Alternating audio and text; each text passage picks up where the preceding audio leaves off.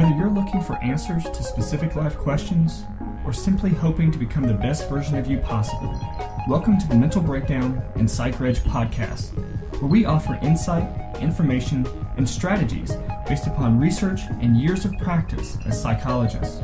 So sit back, have a listen, and get connected with our hosts, Dr. Berney Wilkinson and Dr. Richard Marshall.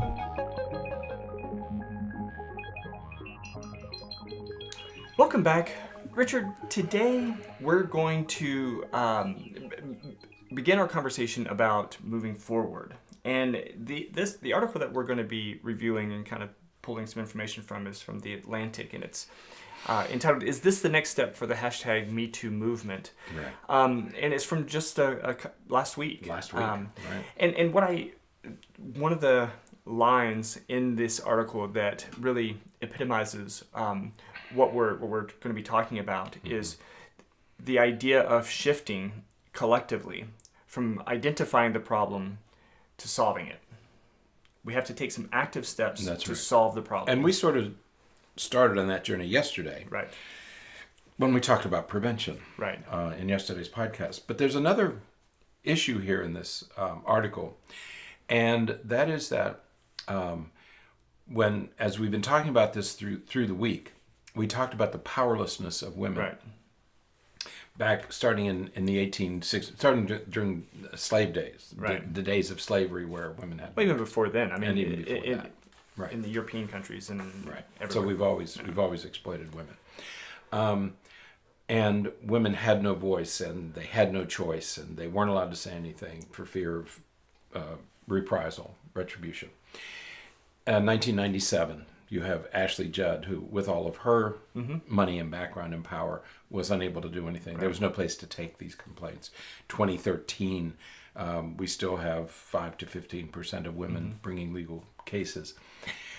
And it wasn't until this group of, it was really the Harvey, I think Bill O'Reilly got it started. Right. Because the Bill Cosby thing never really got traction the way this did. Not the way this did, right. No. Right. And so it was really Bill O'Reilly and Harvey Weinstein. Right. They were two powerful figures who were Right. brought down.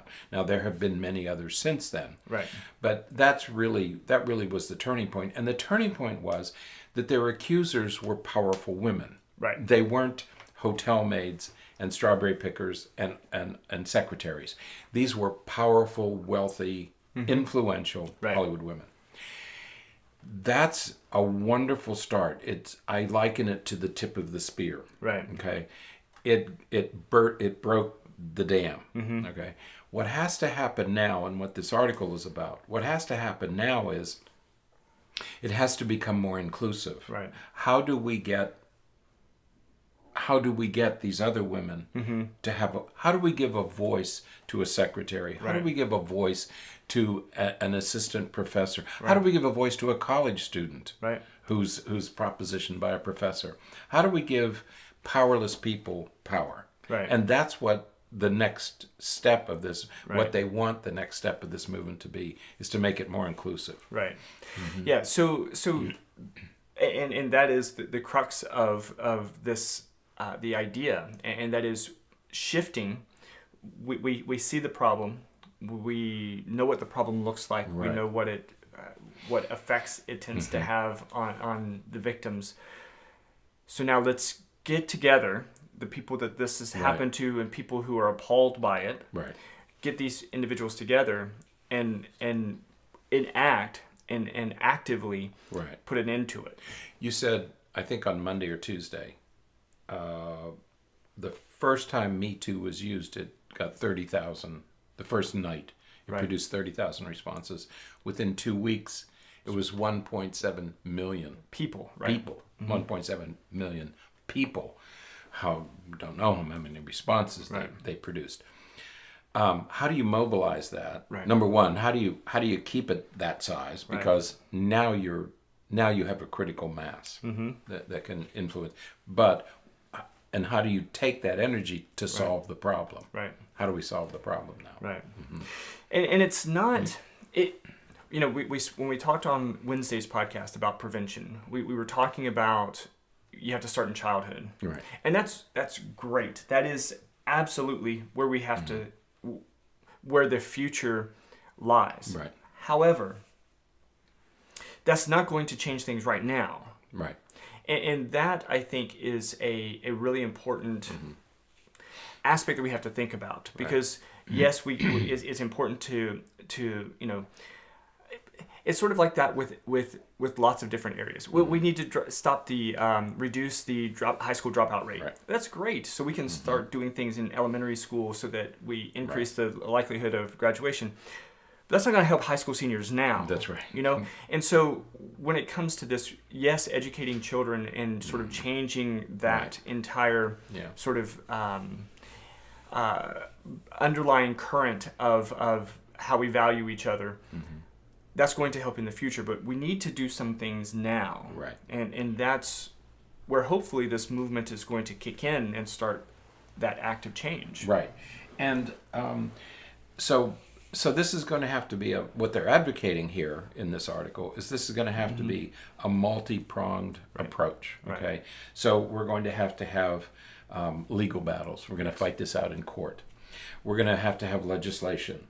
Right. We're going to have to set very specific goals. One of the goals is 50-50 by 2020, right. which means 50% of the executives or the CEOs will be women by 2020. Right. Okay, and so it has to take all of these various forms to address the issues right now. Right. What about today? What about women today who are being sexually harassed? Right.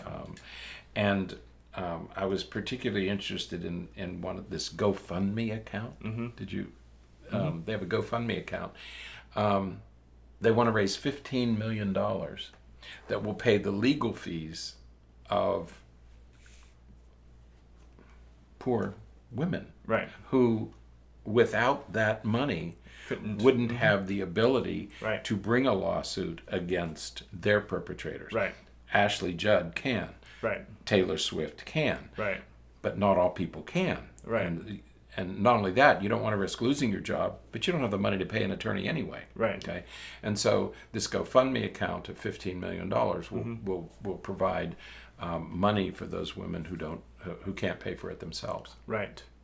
Yeah, and I think that and there's lots of people, influential people behind this, and they mentioned in the article Reese Witherspoon and some other, and it is interesting that so many of the women who are again spearheading it are women who are in entertainment and all.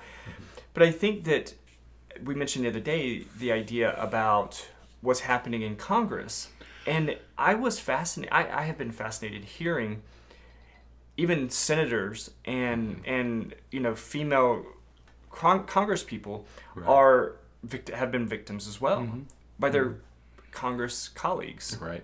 It's so pervasive. Yeah. It is. And that's what they're saying, that yes, all of these people have come out, but many more haven't. Right. Okay, so how do we get all of them to come out? How do we get everybody to come out and create this movement?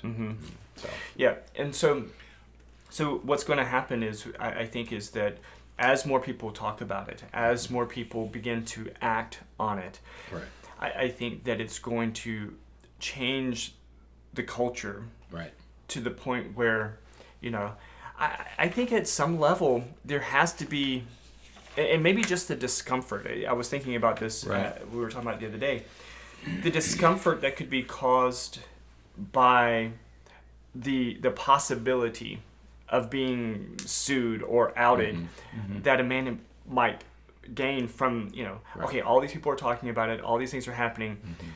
If I do that, there is a risk that somebody is going to say something. So I think that I would be okay even if some of that change began out of fear. That's right. Fear of litigation, fear of retribution. I mean, we want it to be a values thing, but if it has to start out as a fear, I think that will do. Now, speaking of that, one of they list 8 things in this article, and we're going to post this article in the show notes. But they list 8 things. People say, "What can I do? What can I do right now?" And so this article has 8 things you can do right now. But one of the things that I would like to see happen, and it's in line with this notion of fear of being sued. There's a thing called a mandatory arbitration agreement, MAD. Mm-hmm. And a mandatory arbitration agreement is embedded in a contract that essentially says you cannot sue me for any reason, right, including sexual harassment. Right. Okay. Now, many people either don't read those, mm-hmm. which we tend not to, right, or you say, well, that's not, I don't think anything's going to happen anyway. Right. I love this job. I'm not going to do it. I don't think I'm ever right. going to get. So that's not really a big issue. Mm-hmm. Those are the one of the impediments, right, to people, because once you've signed a mandatory arbitration, even if you don't realize what you've signed, right, and many people don't, they walk mm-hmm. up and they sign the agreement because they want a job, particularly underpaid, undereducated mm-hmm. workers. Once you've signed that agreement, you have no legal recourse. Right. Okay. You have agreed that you won't sue. Okay? Mm-hmm. And companies do this all the time in various ways. Mm-hmm. Is that they say, well, if you don't sue, if you agree not to sue us, we'll give you a 2-week severance or a 2-month severance mm-hmm. or 2-year severance. Right. But if you sign this not to sue us, so you have no legal recourse. But these mandatory arbitration agreements have got to go. Yeah, and I think that part of the end of that has been seen here recently, because I can't remember the woman's name, but she came out and she was talking about a settlement that she took from I think it was a politician, I want to say, mm-hmm. Where she took a settlement, and as part of that settlement, she received significant funds, but she agreed to not say anything. And she's come out anyways. Oh. She came out anyways, and she's been talking about it. And so I don't know the ramifications of that. I wonder what will happen. Oh, that's an interesting legal question. But, I think I don't understand. I guess there's those kinds of aspects of the legal system that I don't really understand. Because if you say, sign this, and by signing this, you agree that you can't sue me no matter what I do to you. Right. You can't sue me. Even if what I do to you is illegal, you right. can't sue me. Mm-hmm. I don't know that can be legal, can it? I don't think you can sign away you can't sign away your constitutional rights. I do know that you cannot sign away your constitution. I don't know about states' rights, because these would be state laws. Yeah. I don't know. It's difficult. If you're a right to work state, that's another issue. Right. If it's a right to work state, then there are certain things that exist. But you're right. I don't know whether you can or not. Whether you can be, because you're essentially being coerced. Yeah. I mean, because you're basically saying, hey, if you want this job, you have to sign this contract, and part of this contract says that you can't. I can do whatever I want to you, and you can't sue me. That's right. I don't. If anybody's an attorney, I'd love to hear that would thoughts about that. Yeah, any legal advice we can get on that one would be much appreciated. It doesn't make sense to me, but anything else that you want to do? No, but this is called, the hashtag is changing. Yes. From Me Too. We now have Me Too, hashtag Me Too, to hashtag Time's Up. Time's Up. TIME''S, Time's Up. Yeah. And so be aware of it. Listen for it on the news, newspapers, magazines. Tune in to the Time's Up. Not only tune in, get involved. Yeah. I'm going to start staying more abreast of this. Yeah. My dear friend who initiated all this with her courageous posting the other day has got me engaged. Yeah. She has certainly gotten me engaged in this. I plan to stay engaged. Right. Hope you do too. Yeah, absolutely. So this is a wrong that we all need to right as soon as possible. Absolutely. So, all right. Well, thanks for listening. Love to hear your thoughts and ideas about it. If you'd like to share them with us. So, until next time, stay happy, stay healthy, and forget to be afraid. Thanks for sharing this episode of the Mental Breakdown and Psychreg podcast. Be sure to check out the show notes for links to follow us on Twitter and subscribe to our YouTube channel, where you will find all of our previous podcasts and much more. We would be honored if you would become a patron through patreon.com, where any donation you can manage will go to the development and creation of more content. Just visit patreon.com/thementalbreakdown for more information. Thanks again for listening. Have an awesome day, and we look forward to being back in your feed tomorrow morning.